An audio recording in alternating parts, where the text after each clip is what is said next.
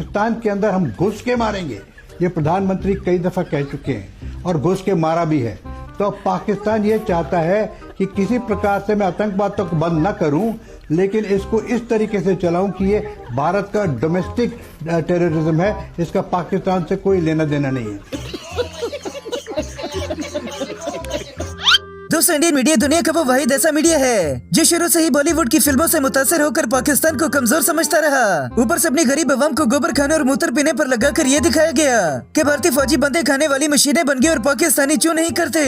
सिंदूर में हमारा रफाल को लेकर कैसा एक्सपीरियंस रहा? बहुत ही अच्छा एक्सपीरियंस रहा है। रफेल ने करिश्मा किया है और बहुत ही शानदार जो है ये फाइटर प्लेन है। फिर जब पाकिस्तान और इंडिया की जंग हुई तो इंडिया की खुद की अवाम ने पकड़कर गोदी मीडिया की इज्जत का जनाजा निकाल दिया। देशद्रोही मीडिया हो गया, पहले गोदी मीडिया था, अब देशद्रोही मीडिया हो गया है। समझ गए? देश को बर्बाद करने वाला यही मीडिया है। मोदी का गुण गाने वाला यही मीडिया है। अमित शाह का गुण गाने वाला यही मीडिया है। अडानी को उगाने फिर भी बेशर्मी इतनी है कि झूठ बोलने से बाज नहीं आते। जब भी झूठ बोलने का दिल करता है तो बड़ा समूह खोलकर बोल देते हैं। बड़ी खबर सूत्रों के हवाले से खबर सामने आ रही है कि दिल्ली धमाके के बाद अब ऑपरेशन सिंदूर 2 शुरू हो सकता है। अनपॉज बटन यानी पॉज बटन से उंगली हट सकती है। इसे लेकर खुफिया एजेंसी में हलचल तेज है। गृह मंत्रालय में 2.5 घंटे तक हाई लेवल बैठक हुई है। इस बैठक में गृह सचिव, IB, NIA के अधिकारी मौजूद रहे। बड़ी खबर यह है कि क्या भारत कोई ठोस सख्त कदम उठा सकता है। ऑपरेशन त्रिशूल इस वक्त जारी। कैसे कैसे लोग रहते हैं यार यहाँ पर। दोस्तों, गोदी मीडिया की सच्चाई का अंदाजा यहाँ से लगा लें कि उन्होंने बेचारे धर्मेंद्र को बैठे बैठे ही मार दिया। वेटरन एक्टर धर्मेंद्र हमारे बीच नहीं रहे।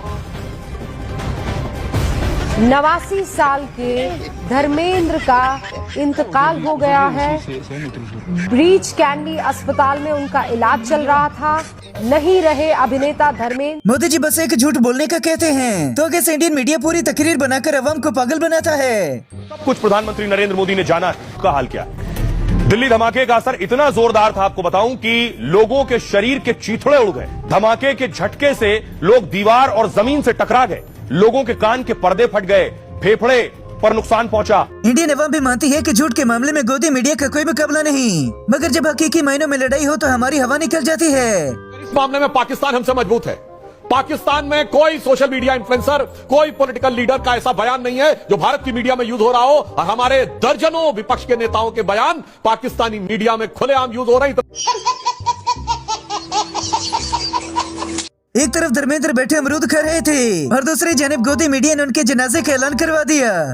एक्टर धर्मेंद्र अब नहीं रहे। वेटरन एक्टर धर्मेंद्र हमारे बीच नहीं रहे।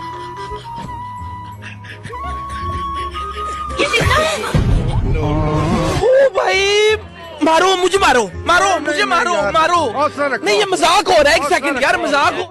पाकिस्तान 25 की जंग के बाद कब का आगे निकल गया, जबकि गोदी मीडिया जब भी उसी सदमे के अंदर रोता रहता है। नमस्कार, स्वागत है आपका। प्रहार देख रहे हैं आप। मैं हूं आपके साथ अनामिका पांडे। आज प्रहार में सबसे पहले बात आतंकवाद पाकिस्तान के झूठ की। पाकिस्तान दुनिया के सामने अपनी आतंक परस्त देश की छवि सुधारने की कितनी भी कोशिश करे, लेकिन उसकी हरकत सब जानते हैं और सबके सामने जाहिर है।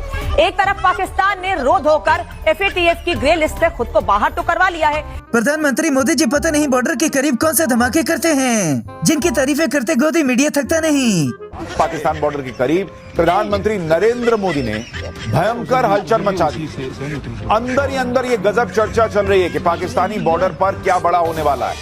और जब तस्वीरें आ रही हैं तो लोग कह रहे हैं कि ये युद्धाभ्यास नहीं है बॉस, ये तो युद्ध की तैयारी लग रही है। तो क्या नाचो मैं? अभी बाबा जी जिनसे बाथरूम में सही तरह से बैठा नहीं जाता, वो पाकिस्तान के अंदर घुसकर मारने की धमकियां देते हैं। पाकिस्तान के अंदर हम घुस के मारेंगे, ये प्रधानमंत्री कई दफा कह चुके हैं और घुस के मारा भी है। तो पाकिस्तान ये चाहता है कि किसी प्रकार से मैं आतंकवाद को बंद न करूं, लेकिन इसको इस तरीके से चलाऊं कि ये भारत का डोमेस्टिक टेररिज्म है। साले तभी मेरा माफ करना, गुस्से में इधर उधर निकल जाता हूँ। इंडिया के अंदर नौजवान आराम से रहते हैं, फौजी आराम से रहते हैं, जबकि इंडियन मीडिया और बुजुर्ग वहाँ के धमकियां लगाते हैं। जहाज नहीं खरीदे, हथियार नहीं खरीदे, बिल्डिंगें बना दी, ये बना दिया, वो बना दिया, सब कुछ बना दिया, हथियार नहीं खरीदने साहब। बड़े फालतू खर्चा होता है। मैन पावर काट दो, ये काट दो। तो Oh my God! Wow! एक तो ये बड़े मुंह वाला बंदा जज्बाती होकर अपनी अवाम को ही पागल बनाता है। बिहार का युवा समझ चुका है कि अगर बिहार को आगे लेके जाना है तो ये झूठे वादे चाहिए उसको, यह सचमुच बड़ी बड़ी कंपनियां चाहिए, सिर्फ पटना में नहीं, अररिया, मुजफ्फरपुर, छपरा, हर एक जिले में चाहिए। ये सब क्या देखना पड़ रहा है? अच्छा है मैं अंधा हूँ। दोस्तों, जब भी इलेक्शन नजदीक होते हैं तो मोदी जी के आसपास के इलाकों में धमाके होने लग जाते हैं। ये पाकिस्तान कनेक्शन भी सामने आ रहा है और आपको बता दें एक और बड़ी खबर, लखनऊ में डॉक्टर शाहीन के घर रेड हुई है। यूपी एटीएस ने शाहीन के घर की रेड की है। आतंकी मुजम्मिल की दोस्त रही डॉक्टर शाहीन और अल फलाह यूनिवर्सिटी में काम करती रही शाहीन।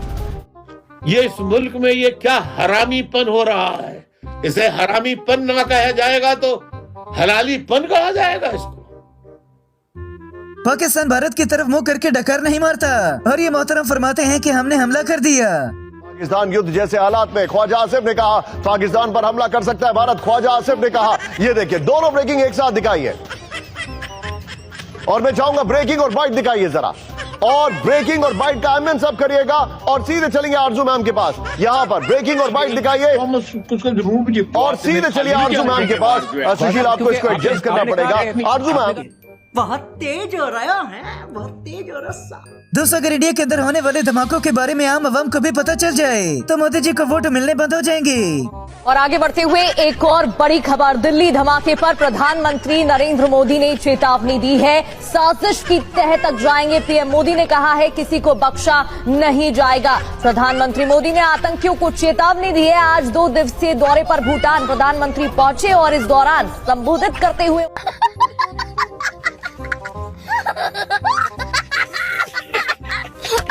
इंडियन मीडिया अगर पाकिस्तान का नाम न लें तो इन बेचारों को शायद सैलरी ही नहीं मिलेगी। वायुसेना प्रमुख और सेना प्रमुख ने पाकिस्तान को बड़ी वार्निंग दी है।